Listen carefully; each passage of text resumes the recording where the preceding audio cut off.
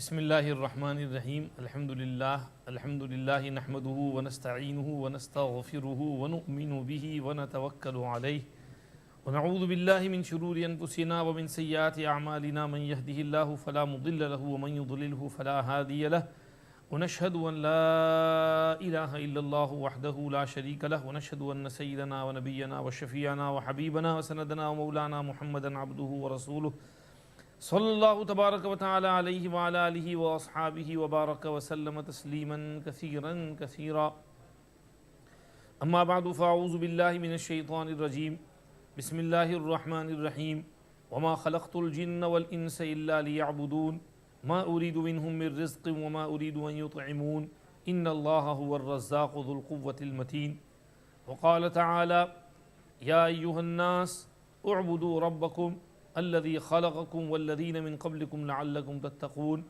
وقال تعالى واعبدوا الله ولا تشركوا به شيئا وقال تعالى إن الذين آمنوا وعملوا الصالحات كانت لهم جنات الفردوس نزلا خالدين فيها لا يبغون عنها حولا وقال النبي صلى الله عليه وسلم اعملوا فكل ميسر لما خلق له وسئل رسول الله صلى الله عليه وسلم دلني على عمل يقربني من الجنة ويباعدني عن النار قال تعبد الله ولا تشرك به شيئا وتقيم الصلاة المكتوبة وتؤدي الزكاة المفروضة إلى آخر الحديث وقال الإمام النووي رحمه الله إن لله عبادا فطنا طلقوا الدنيا وخافوا الفتن نظروا فيها فلما علموا أنها ليست لحي وطنا جعلوها لجة واتخذوا صالح الأعمال فيها سفنا صدق الله مولانا العظيم وصدق رسوله النبي الكريم ونحن على ما قال ربنا وخالقنا ورازقنا من الشاهدين والشاكرين والحمد لله رب العالمين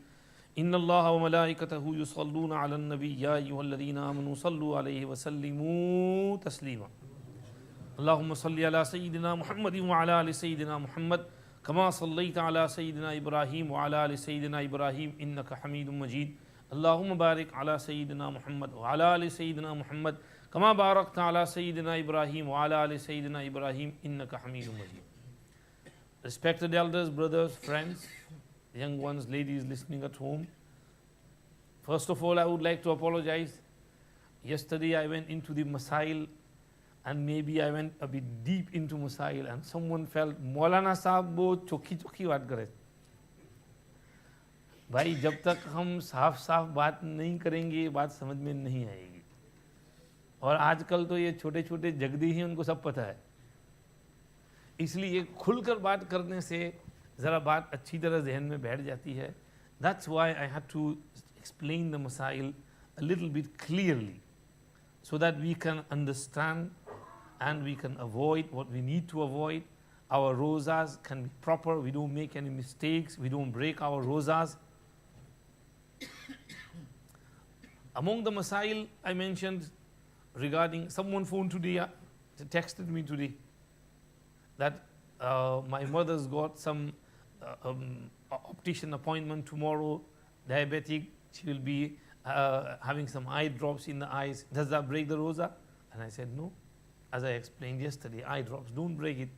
I mentioned that ear drops break the roza.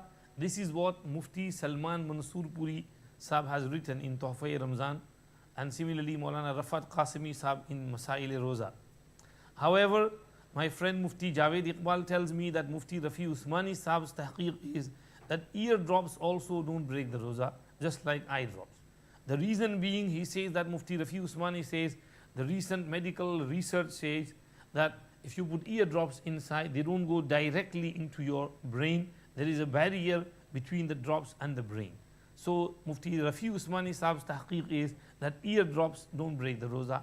You have both calls in front of you. You can practice on which one you like. Anyway, this is one apology. If someone felt bad from any harsh words I said, sorry, I didn't mean anything bad. Secondly, I mentioned a little bit about Topi. Maybe I was a bit harsh there as well. But the reality is, this weekend I was in London and I saw some young men praying namaz. Ajib, it looks like they're not in masjid, they've come to a gym for exercise. They've got sleeveless t-shirts on, 3/4 pants, the whole shin is open, all these arms and is open, even the buckle is visible. Now, and he's spreading his hands out like that and then praying the namaz. Maybe when he's going in ruku, sidda, his backside is also opening up. Now, what type of dressing is this? No topi, nothing. This is what was in my mind when I was saying that some people, I don't know what type of libas they wear. Let me ask them a question. If they were to go for an interview for a job, would they go like that? If they go like that, then immediately from the door, the interviewer will say, get out. We don't want such a person working at our place. So there is a dress code for every occasion. So the masjid also has a dress code. You have to use that dress code. They say, well, this shoulders and everything is not in satar, so you can keep it open. So I asked them a question. Okay, what is satar of a man? Between the navel and the knees. So why don't you open your chest up as well? Just come nanga inside the masjid. Why do you cover your chest as well? So you feel ashamed to open up your chest in front of everyone. So should be the case with regards to your arms as well. This is the proper libas of Nabi Pak sallallahu alayhi wasallam and Sahaba kiram rizwanullahi alayhim majma'een and the Salaf salihin and the ulama and mashayikh. So you have to use that good libas when you come to the house of Allah, when you come to perform salah, you're praying, coming to the masjid. Ya bani Adam, khudhu zinatakum inda kulli masjid, wa kulu washrabu wa la tusrifu innahu la yuhibbul musrifin. يا بني آدم قد أنزلنا عليكم لباسا يواري سوآتكم وريشا ولباس التقوى ذلك خير. The libas of taqwa is the best libas. So cover your body properly when you come to the masjid. If someone is not covering properly, take him to one side, try and explain to him that please, come to the masjid in a proper libas. Topi, wear a topi properly. Topi is sunnah libas. Rasul Pak sallallahu alaihi wasallam used to wear topi. Sahaba used to wear topi. There is a history behind the topi. Uthman ibn Abil As al-Thaqafi, when he came to our area of Sindh and Hind, and these Sahaba, they brought Islam there. They brought this topi in our area. And from there, our Salafi Salihin ancestors who embraced Islam, they start wearing the topi, seeing the Sahaba ridwanullahi majma'een. So topi is also a sunnah. So wear topi, cover your head. This is something with regards to a little bit of clarification from yesterday. Today, I want to talk a little bit about the purpose of creation. If I ask you a question, why have you been created? What is the purpose of your creation? You put your finger up, go on, then tell me. Why have you been created by Allah? MashaAllah, good answer. This young man is saying to prepare for the hereafter. MashaAllah, good answer. Why have you been created? Not to just eat, drink, sleep, enjoy. This is for the other creations as well. We have many creation around us. The animals, the birds, the fishes, they also eat, drink, sleep, enjoy, die. If we were also created for that, then what is the difference between a man and other creations? So the purpose behind the creation of man is worship. Just as this young man said, to prepare for the hereafter. Ibadat. وَمَا خَلَقْتُ الْجِنَّ وَالْإِنسَ إِلَّا لِيَعْبُدُونَ. The poet says, चांद सूरज और सितारे हैं ज़िया के वास्ते. ज़िया मानी रोशनी. The stars, the moon and the sun is to give you light. चांद सूरज और सितारे हैं ज़िया के वास्ते. खेतियाँ सरसब्ज हैं तेरी ग़िज़ा के वास्ते. The crops, the field is filled with crops, vegetables and rice and wheat and barley and mangoes and oranges and fruits and vegetables. It's all for you. खेतियाँ सरसब्ज हैं तेरी ग़िज़ा के वास्ते. जानवर पैदा किए तेरी वफ़ा के वास्ते. The animals have been created because they are subservient to you. So they listen to you, obey you, you can ride on them and you can slaughter them, eat their meat, use their skin, leather, fur, whatever. जानवर पैदा किए तेरी वफ़ा के वास्ते. चांद सूरज और सितारे हैं ज़िया के वास्ते, खेतियाँ सरसब्ज हैं तेरी ग़िज़ा के वास्ते, जानवर पैदा किए तेरी वफ़ा के वास्ते, सब जहां तेरे लिए और तू खुदा के वास्ते, सब जहां तेरे लिए और तू खुदा के वास्ते. The whole universe is for you and you are for Allah. You are for Allah. You have to remember that. Keep that in your mind, that we have been created for Allah, to worship Allah. You read Quran, ayat after ayat. Wa'budullah. Ya ayyuhan nas, u'budu rabbakum, alladhi khalaqakum. O people, worship Allah. Worship Allah, worship Allah. Do ibadat, ibadat, ibadat. Inna alladhina amanu wa amilu salihat, kanat lahum jannatul firdausi nuzula. Surely those who believe and work righteous deeds, do good deeds, practice, then for them is Jannatul Firdaus. Wal asr, innal insana lafi khusr, illa alladhina amanu wa amilu salihat, wa tawasaw bil haqq, wa tawasaw bis sabr. Every man, Allah Pak says, by the time, I take an oath on the time, mankind are at a loss. They're losing out. Day by day, they're losing out. Lafi khusr, except for people who do four things. Number one, who believe properly. Number two, who work righteous deeds. And number three, who enjoin haqq and instruct other people to stay firm on haqq, proclaim the haqq.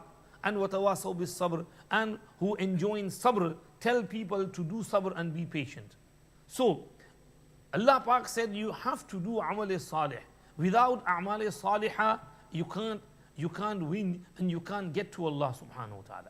Some people sometimes make an objection over here that there is a hadith which says, لَن يُدْخِلَ أَحَدًا مِنْكُمُ الْجَنَّةَ عَمَلُهُ. A person will not go into Jannah because of his amal. Rather, he will go because of the fadl of Allah. They mention here some hadith that a person was very pious and worshipping for 500 years. He died and he was brought to Allah. And Allah said, okay, go to Jannah with my fadl and my grace. So the person objected, saying, where is my 500 years worship? Allah Pak said, oh, you are boasting over your worship. Allah said, oh Malaika, take him, show him the Jahannam. So they took him to Jahannam. On the way, he felt thirsty and he asked for a glass of water. Malaika said, okay, you have to give your whole zindagi's ibadat, then you will get a glass of worship. And he was given that. He said, okay, take my whole 500 years ibadat for one glass of water. He took it, and then when he was at the verge, they told him that you have now no amals, no good deeds. You have your mistakes and your sins, so that is going to push you into Jahannam now. And he said, please, oh Allah, forgive me with your grace and your fadl. Allah said, abdi maghfihu. Now your brain is at the right place. That fakhr and that ananiyat is gone. Then Allah said, okay, take him to Jannah with my fadl. Of course, this hadith is there, but this is for those people who have ghamand on their ibadat, who are proudy and haughty of their worship, who have performed too much i'tikaf and zikr and ibadat and tilawat, and they think I am something. For them is this hadith. But for people like me and you, us over here, we don't worship Allah subhanahu wa ta'ala as much as we should do. We only come in masjid Ramzan to Ramzan. Many people, many faces we don't see outside Ramzan. So for us is not the hadith. For us is the hadith of amal salih. You have to do amal salih. Allah will question you on the day of Qiyamah with regards to your amal salih. So the meaning of this hadith for us is, Hazrat Maulana Rashid Ahmad Gangohi Rahmatullah Alayhi said, Beshak, of course, a person will go into Jannah with the fadl of Allah. But you have to remember that the tawfiq of amal is also a fadl of Allah. The ability of the practice will come with the fadl of Allah. If Allah's grace is with you, He will give you tawfiq to practice, and then with that practice you will go in Jannah. So the way to Jannah is amal. You have to do amal. Hazrat Maulana Rashid Ahmad Gangohi Rahmatullah Alayhi writes in one place that a'mal ये अंजाम की दलील तो नहीं, लेकिन निशानी जरूर है. That a'mal and works and deeds may not be a proof and evidence that this person is going to Jannah, but it is definitely a sign that this person is going to Jannah.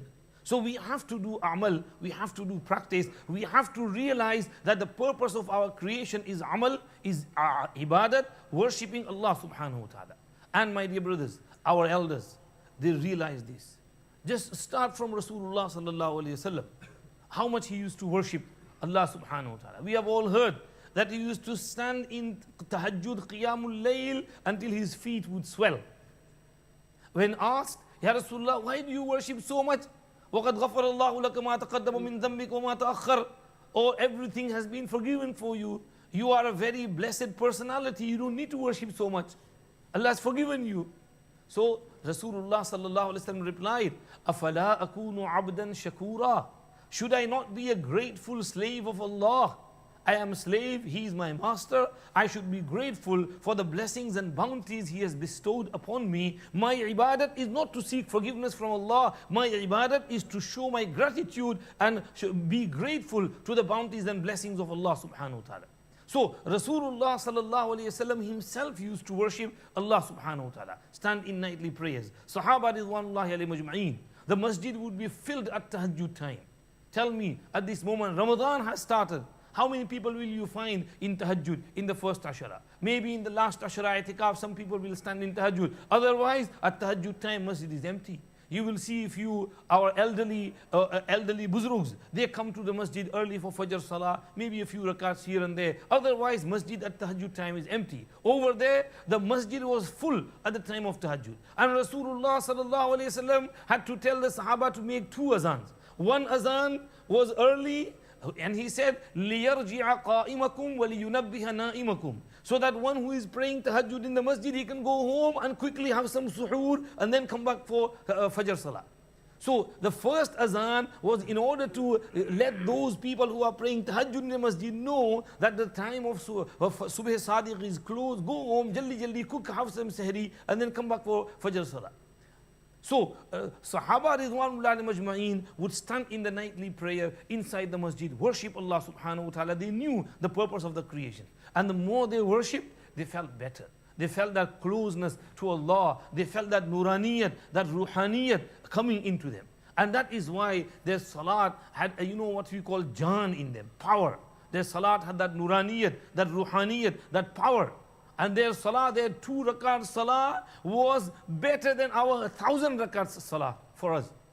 Because our mind is not focused as they used to be focused. Their taharat, their pakizgi, their sincerity, their honesty, their tawajjuh, and their connection with Allah, their ruhaniyat, their nuraniyat was at its peak. And this is the barakat of Nabi Pak sallallahu alayhi wasallam and the suhbah of Rasulullah sallallahu alayhi wasallam. But they also were very, very punctual of their ibadat. And we look at tabi'een, how they used to worship Allah subhanahu wa ta'ala. And especially, my dear brothers, through the month of Ramadan. Especially, many tabi'een would not sleep at night. Throughout the whole year, not just Ramadan, throughout the whole year. You must have heard of Imam Abu Hanifa rahmatullahi alayhi. For 40 years, he prayed Fajr Salah with the wuzu of Isha. Why? Because throughout the night, he was busy in worship. All night. Maybe sometimes it's summer nights are small, but winter nights are long. And still, he would pray Fajr Salah with the wudu of Isha. And he was not the only one. There were plenty like him. Sa'id ibn Jubair, Uthman Ghani, Tamim Dari, radiyallahu anhu ajma'een. There is a whole list. Hazrat Shaykh rahmatullahi alayhi has mentioned that list in Fazail Namaz. Also, he has mentioned the tilawat of many Salafi Salihin in Fazail Ramazan. You read Fazail Ramzan, how many of the Salafi Salihin used to recite the Quran as much as they could. Always busy with the Quran. Rasulullah sallallahu alaihi wasallam himself, Jibreel alayhi salam would come and do door of the Quran with him throughout the month of Ramadan. Busy. And you take Sahaba and then you take Tabi'een. Imam Shafi'i rahmatullahi alayhi, 1 khatam during the day and 1 khatam during the night. 2 khatams every day in Ramadan. Ibn Shihab Zuhri rahmatullahi alayhi kana yafirru min al-hadith wa ya'khudhu al-mushaf in fi Ramadan. As soon as Ramadan would start, he would flee from teaching and narrating ahadith. He was a great muhaddith. He was one of the greatest muhaddiths of his time. But as soon as Ramadan would start, he would run away from hadith. And he would take hold of the Quran, and the whole month he would be busy in reciting the Quran. Quran, nothing but Quran. Qatada ibn Du'ama, throughout the year, he would complete 1 khatam recitation every 7 days. And when Ramadan would start, he would complete 1 recitation every 3 days. And in the last Ashara, he would complete 1 khatam every day. Every day, 1 khatam sitting with the Quran. So these are our Salafi Salihin. And they used to recite the Quran, they used to stand in worship, in tahajjud salah, in ishraq, in chasht, in awabin.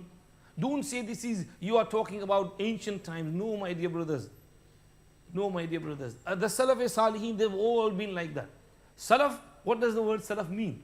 Our pious predecessors, those who came before us, or either closer to us or at a distance.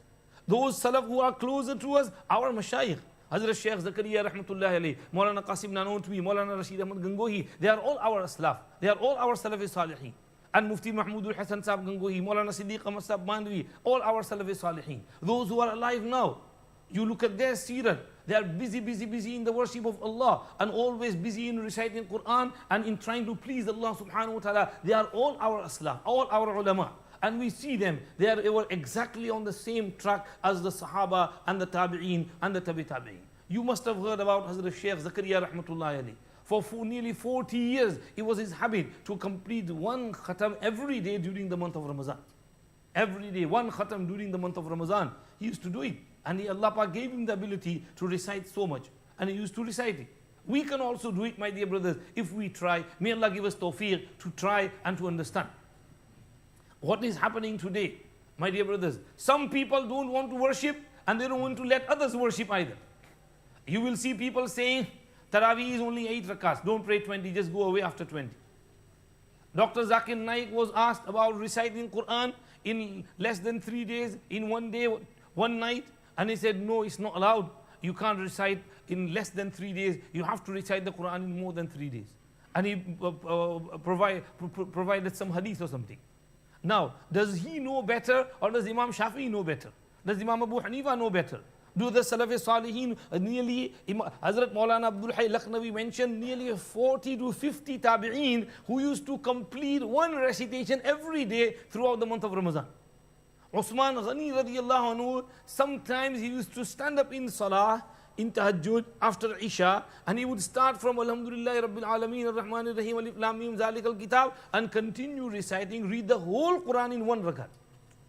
Imam Abu Hanifa Rahmatullahi Alayhi was fortunate enough to go into Kaaba Sharif. And he went into Kaaba Sharif and he started Salah and he started Quran Sharif and read the whole Quran in one rakat. So did they know better or does this person know better? Ibn Rajab al-Hanbali Rahmatullahi Alayhi has said that Imam Ahmad ibn Hanbal, Ishaq ibn Rahway and many others have said that there is no harm in reciting Quran in less than 3 days. Salaf-e-Salihin have done it. There is no harm, especially when there are special occasions like Ramadan or special places like Makkah, Medina. When you go for Hajj, when you go for Umrah over there, or in the Barakati times, there is no harm in these moments of reading Quran as much as possible. These Salaf-e-Salihin have said. So, these people today who say that you mustn't read so much, or you must go away after 8 rakats Taraweeh, they are going against the purpose of the creation of the makhluk. Why Allah has created us? To worship Him. And they are saying, no, don't worship Allah. Don't read the Quran so much. Don't pray so much tahajjud. Don't pray so much Taraweeh. Go away after 8 rakats. This is how Shaitan has misguided such people. The mas'ala of Taraweeh, 20 rakats, this mas'ala has been established since the time of Sayyidina Umar ibn al-Khattab radiyallahu anhu. Rasulullah sallallahu alayhi wasallam passed away.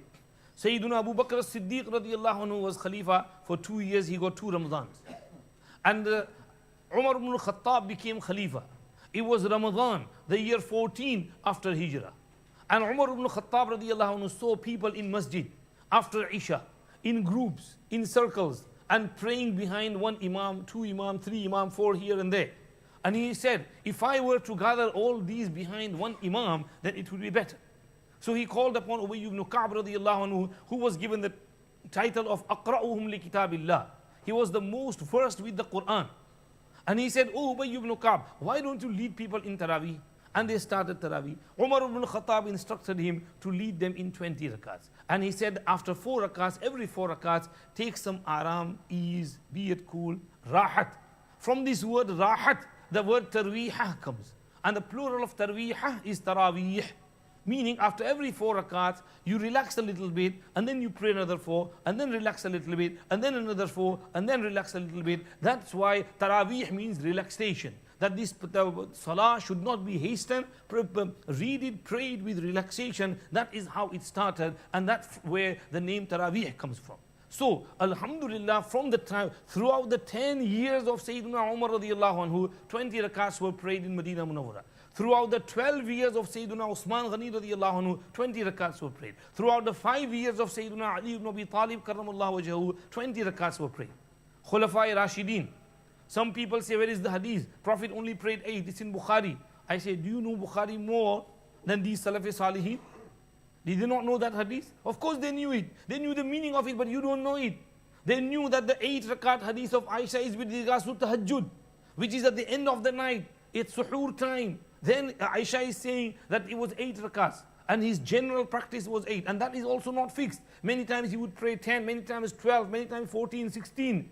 But general normal habit was 8. So she is just mentioning the normal habit of tahajjud. You take that and fix it onto Taraweeh and say Taraweeh is only 8 rakats. So this is going against the logic.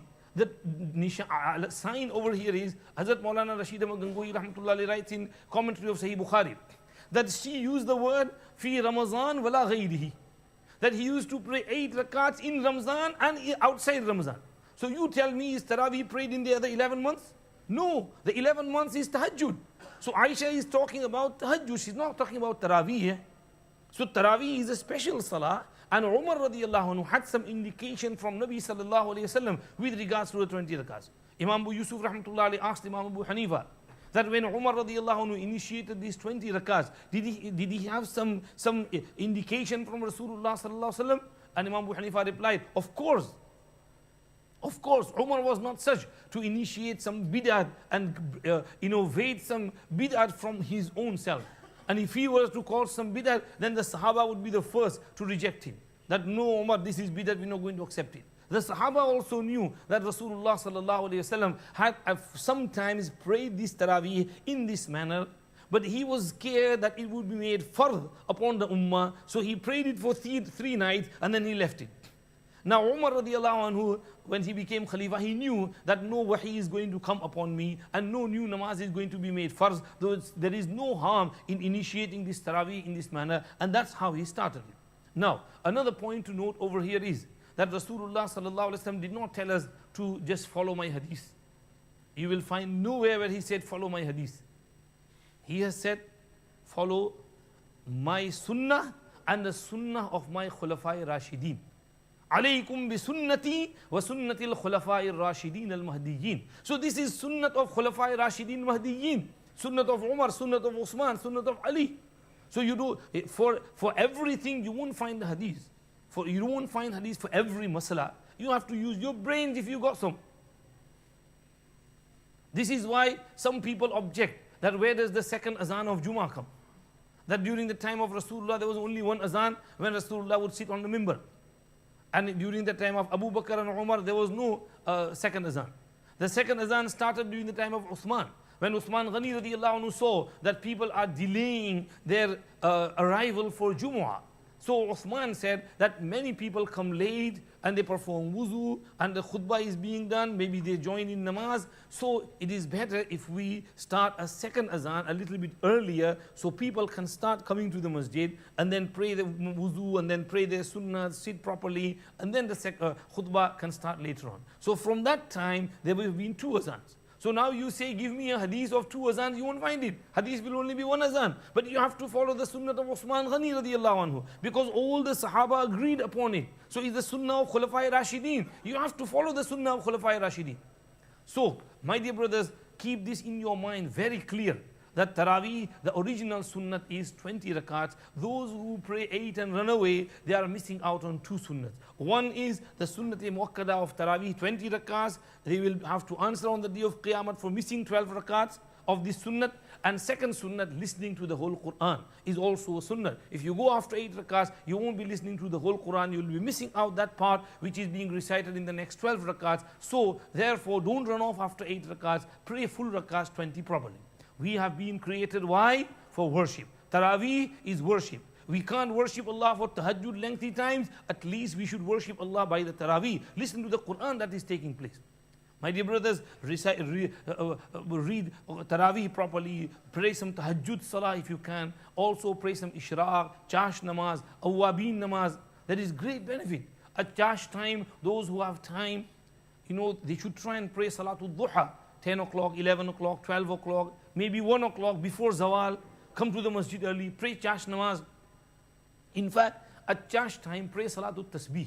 Salatul tasbih is very effective. Hazrat Shaykh Rahmatullahi Alayhi would normally pray it every day, especially in Ramadan. And throughout the year, every Friday he would pray Salatul Tasbih. And if you were to pray it fast, you can do it in 10-15 minutes. You know the tarteeb of Salatul Tasbih. You have to pray Subhanallah, Walhamdulillah, wa la ilaha illallah, Wallahu Akbar 300 times in 4 rakats. In every rakat, 75 times. When you are standing up, 35. When you are down, 40. So it will make it 75. Allahu Akbar, Alhamdulillah Sharif, Surat, and then 15 times. In Ruku, 10 times. Sami Allahu liman hamida, and then 10 times. That's 35. When you go in first sajda 10 times, get up 10 times. Second sajda 10 times, get up 10 times. 75, 40 and 35, 75. You've done it. Subhanallah, walhamdulillah, wa la ilaha illallah, Wallahu Akbar. That's it. Subhanallah, walhamdulillah, wa la ilaha illallah, Wallahu Akbar. Subhanallah, walhamdulillah, wa la ilaha illallah, Wallahu Akbar. You pray these 4 rakats in this manner, and inshallah it will be really, really effective, my dear brothers. Salatul Tasbih will bring you forgiveness from Allah subhanahu wa ta'ala. Salatul Tasbih will bring you barakat and increase in your sustenance and rizq. In many ahadith, the birds get their rizq. How do they get their rizq? Through tasbih. They are glorifying Allah subhanahu wa ta'ala, Allah provides for them. Dajjal time, when Dajjal will come, they will be going through recession and hard times.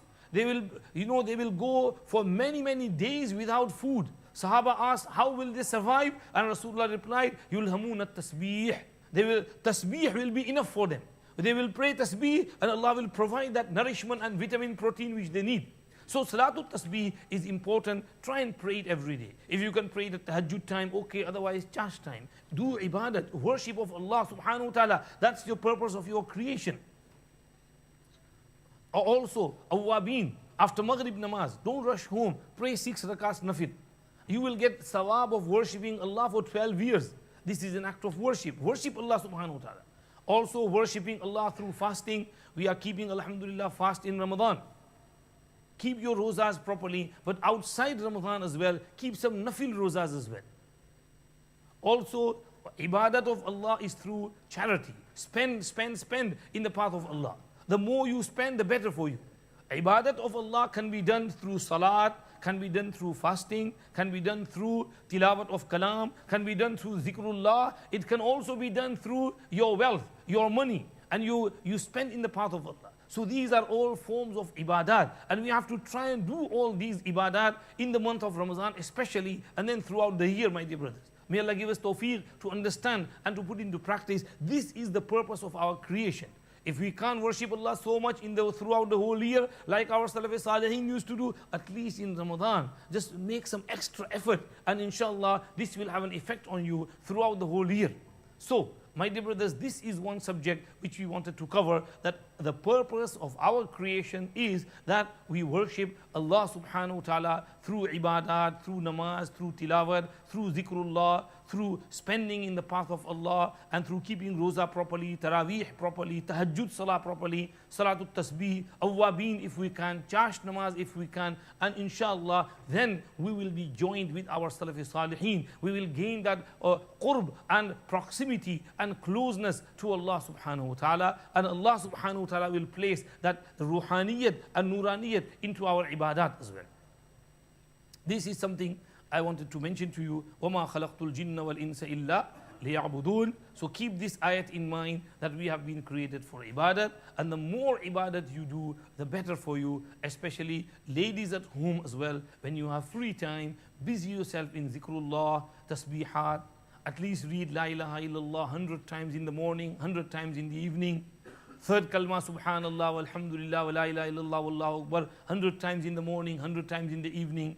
Astaghfirullah allazi la ilaha illa huwal hayyul qayyum wa tubu ilayh, 100 times in the morning, 100 times in the evening. And Durush Sharif, 100 times at least in the morning and 100 times in the evening. These 4 tasbihat are a must for every Muslim. At least we should do this little bit of amount of zikr in morning and in evening. And these are azkar and awrad which we need to do. And our, alhamdulillah, our Salaf Salihin, they used to practice in this manner. Our Maulana Sahab, Hazrat Pir Sahab was here a few days ago. And we saw Hazrat Pir Sahab while sitting in the car, traveling from one place to the other. He's got that long tasbih in his hand. And Allah, Allah, Allah, Allah, Allah, Allah, Allah, Allah, Allah, Allah, Allah, all the time. There were people who used to say Allah's name, invoke Allah's name every day 125,000 times.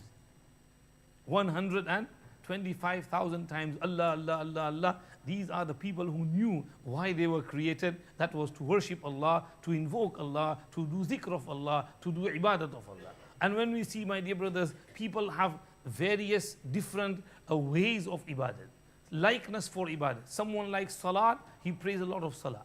Someone likes tilawat, he reads a lot of Quran. Someone likes zikr, he does a lot of zikr. Someone likes fasting, and he is into fasting, he fasts a lot. And someone likes spending in the path of Allah, he spends, and the more he spends, the more Allah gives him. So whichever ibadat line you want to catch, then take that line and hold on to it and do as much ibadat as you can, because that is the purpose of your creation. And when you practice that way properly, this amal and this practice and ibadat will take you into Jannah. As Allah subhanahu wa ta'ala has said, وَتِلْكَ الْجَنَّةُ الَّتِي أُورِثْتُمُوهَا بِمَا كُنْتُمْ تَعْمَلُونَ. You have been given this Jannat because of the a'mal which you used to do. And amilu salihat, wa amilu salihat. A'mal are important, my dear brothers. Imam Nawawi rahmatullahi alayhi has said some nice couplets which I mentioned in the khutbah. Inna lillahi ibadan futuna, tallaqu dunya wa khaful fitana. Allah has some intelligent servants. They have divorced the dunya and they were scared of fitnas. Nazaru fiha falamma alimu. They looked at the dunya, and when they saw, they realized أنها ليست لحي وطنا, that this dunya is not a living place and abode for a person who is alive. It's not for a person whose heart is alive and kicking. If your heart goes dead, then you will love the dunya. But if your heart is alive and kicking, you won't love the dunya. You will love your hereafter. You will love the akhirat. أنها ليست لحي وطنا جعلوها لجة واتخذوا صالح الأعمال فيها سفنا. They took this dunya like an ocean, and they took أعمال صالحة as a ship.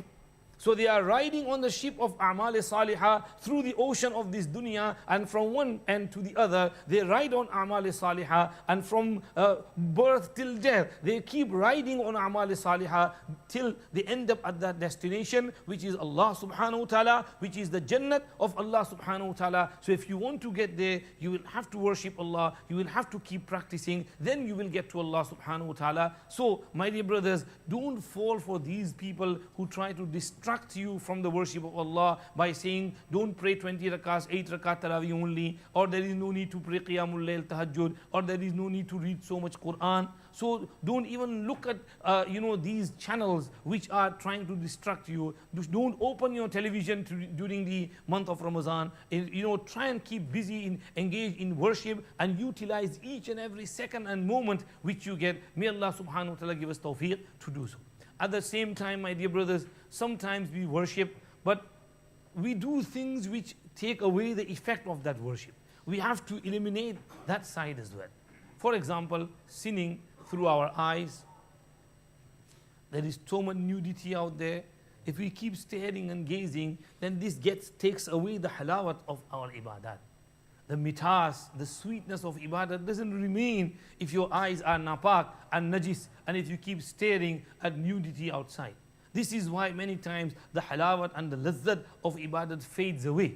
You are doing ibadat, but there is no jaan in there because your eyes are not going right. You are always thinking about other things. When you look, that's what goes in your mind, that was going in your brain, and then you keep thinking about that, and then you lose that concentration, that halawat and the sweetness of ibadat. So we have to be very careful with regards to our eyesight. Don't watch movies throughout the month of Ramadan. Close your TV. Don't watch movies. Don't watch these types of things. And when you are at work or outside and you see some nakedness, then don't stare. Toba, Toba, astaghfirullah. If you have to work in your environment, in your office, and there are some nakedness over there, then just look down and do istighfar. And don't stare and don't keep thinking and dreaming about that nude and naked, semi-naked girl or whatsoever. Just, control yourself. So this self-control, this is one of the aims of Roza, that we start to control ourselves. So, my dear brothers, we have to avoid those things which get rid of the halawat and sweetness of our ibadat, beginning with the eyes and then with the tongue as well. Sometimes we say many things which we shouldn't be saying, and that also takes away the effect of the ibadat. Our ghibat, you are keeping roza, and at the same time you are backbiting, then the sawab of roza is gone. Rasulullah sallallahu alaihi wasallam said, "Man lam yada' qawl az-zur wal 'amal bihi, falaysa lillahi hajatun fi an yada'a ta'amahu wa sharabahu." Who doesn't stop telling lies and practicing upon lies and saying bad things, then Allah doesn't need his staying away from food and water.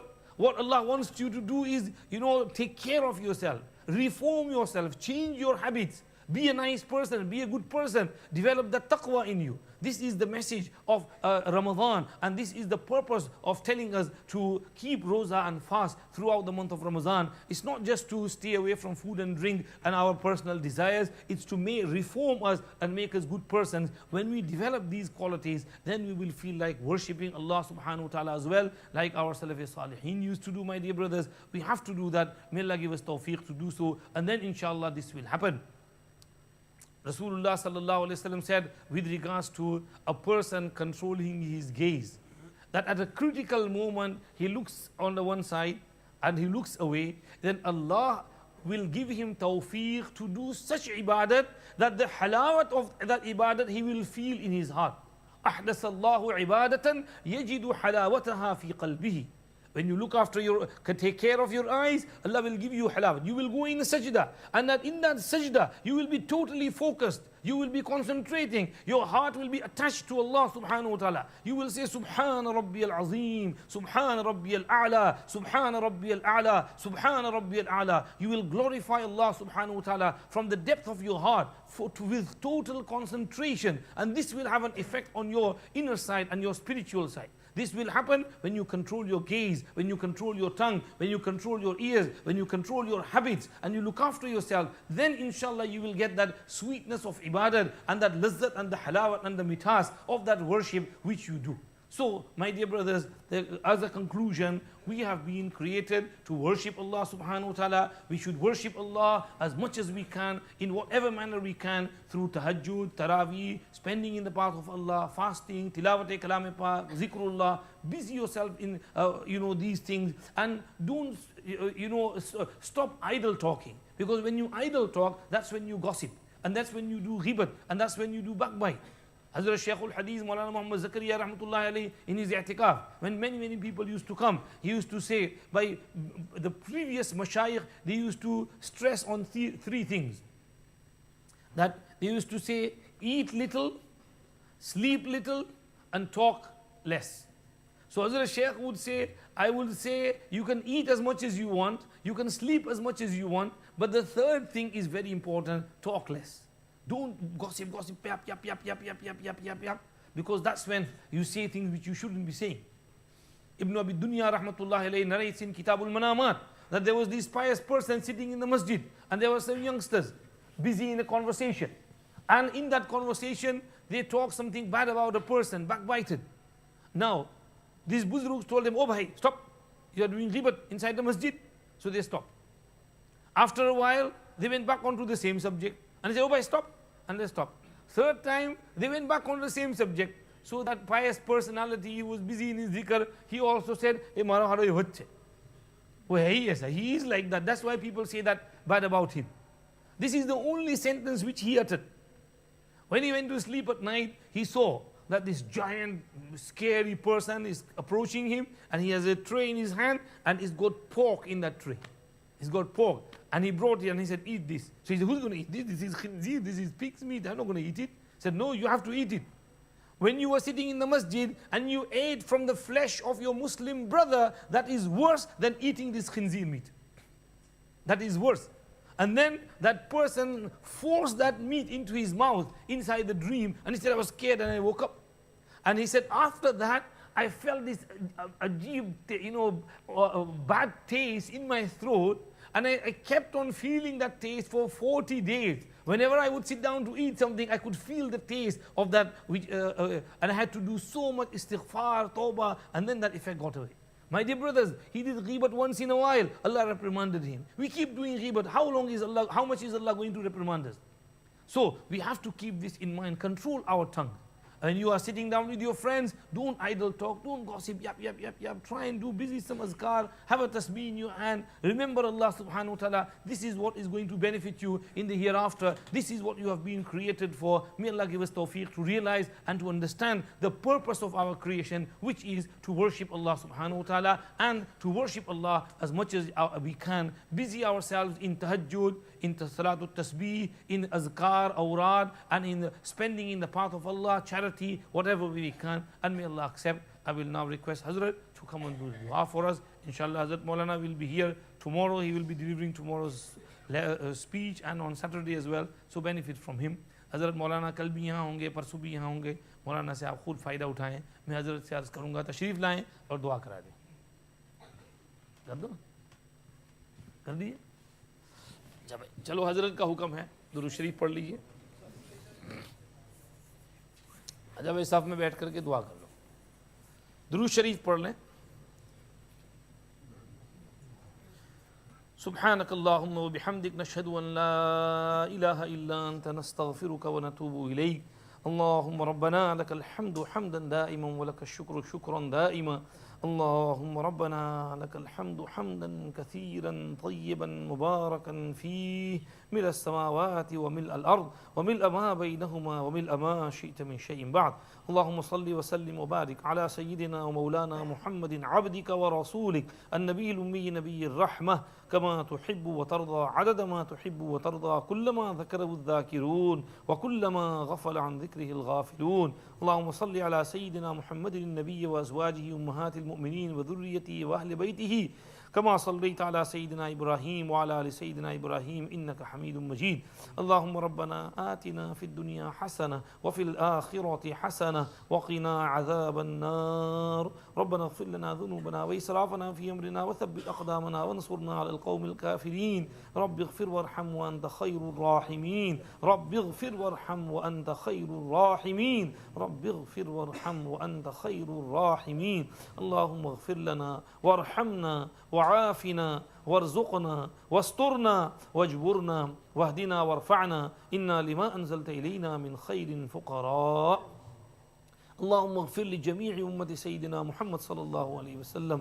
اللهم ارحم أمة سيدنا محمد صلى الله عليه وسلم. اللهم تجاوز عن أمة سيدنا محمد صلى الله عليه وسلم. اللهم فرج الكرب عن أمة سيدنا محمد صلى الله عليه وسلم. اللهم أصلح أحوال أمة سيدنا محمد صلى الله عليه وسلم.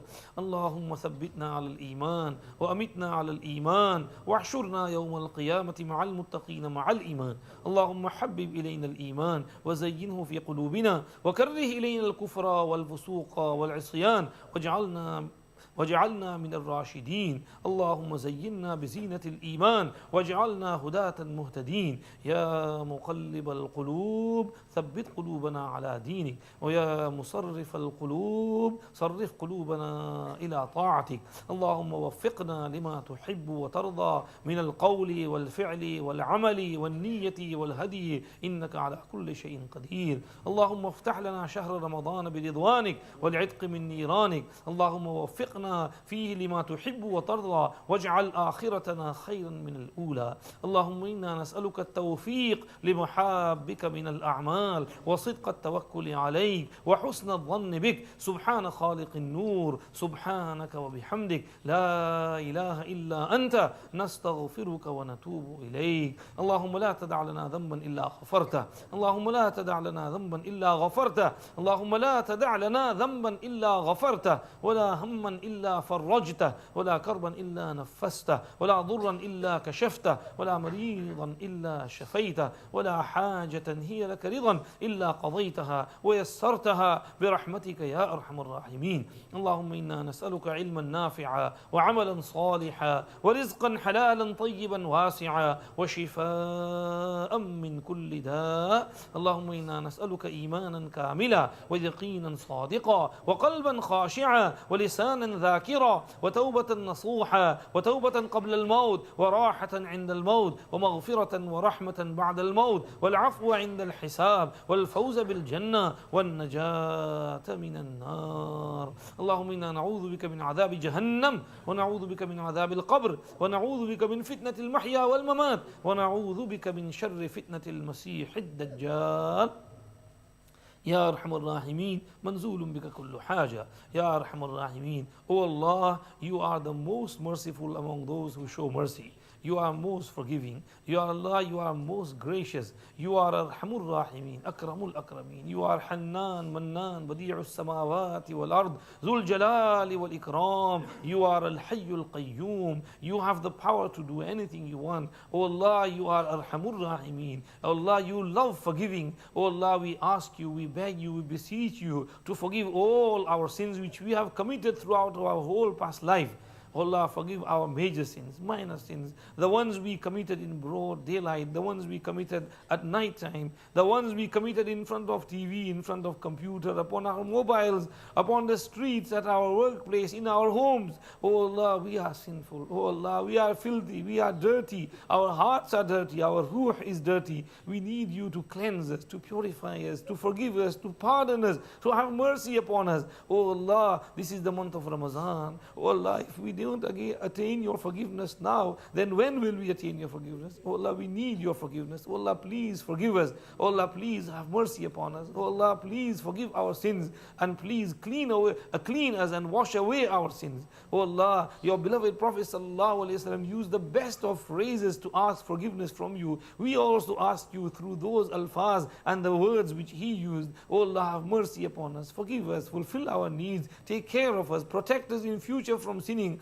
Oh Allah, protect our eyes, protect our tongues, protect our ears, protect our hearts and mind, our hands and feet. Oh Allah, protect our private parts. Oh Allah, protect us from all forms of sins, major and minor. Give us the tawfiq to realize sins as sins and to avoid them. Give us the tawfiq to realize virtue as virtue and to practice upon it. Oh Allah, give us tawfiq to worship you. Give us tawfiq to stand before you. Give us the lazzat and halawat and mitas and sweetness of qiyam and ruku and sujood. Give us the mitas of tahajjud and awabin and charge. Oh Allah, give us the halawat and sweetness of zikr and of tilawat kalam pak. Oh Allah, place that special sweetness in our hearts which you placed in the hearts of our salaf salihin. Give us the tawfiq to follow in their footsteps. And oh Allah, accept all our du'as, fulfill all our needs, and keep us steadfast on Sirat al-Mustaqim till the day we die. When our final moment comes, oh Allah, give us death with Iman and Kalima La ilaha illallah Muhammadur Rasulullah on our lips. And oh Allah, help us in this dunya and in the hereafter. Accept our whole du'as which we make throughout the month of Ramadan and be pleased with us. Give us all those good things which your beloved Nabi sallallahu alaihi wasallam asked from you. Protect us from all those evils, trials, tribulations from which he sallallahu alaihi wasallam sought your protection. ربنا تقبل منا إنك أنت السميع العليم وتب علينا يا مولانا إنك أنت التواب الرحيم وصل اللهم وسلم على سيدنا محمد وآله وصحبه أجمعين سبحان ربك رب العزة عما يصفون وسلام على المرسلين والحمد لله رب العالمين برحمتك يا أرحم الراحمين.